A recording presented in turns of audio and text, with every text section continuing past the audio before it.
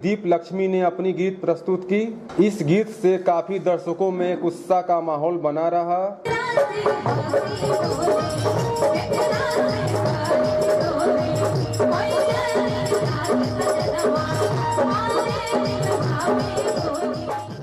इस दौरान संस्थान के अध्यक्ष रंजीत सिंह बिसेन, उपाध्यक्ष कृष्ण सोनी, सचिव धीरेन्द्र सिंह, कोषाध्यक्ष विनय शर्मा आदि सदस्य मौजूद रहे।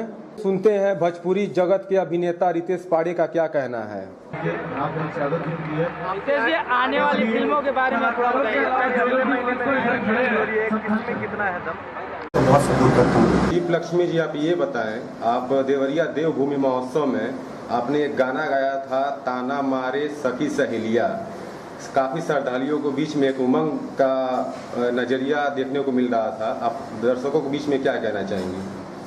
मैं सबसे पहले दर्शक जितने वहाँ पे एकत्रित थे सबको प्रणाम करती हूँ। साथ में देवभूमि महोत्सव को भी प्रणाम करती हूँ, जो देवरिया को आगे बढ़ाने के लिए ये देवभूमि महोत्सव रखा गया। और मुख्य अतिथि जी रितेश पांडे जी का भी हार्दिक अभिनंदन वंदन करती हूँ। साथ में रंजीत सिंह भैया जी की वजह से मेरा गाना उन्होंने सुना।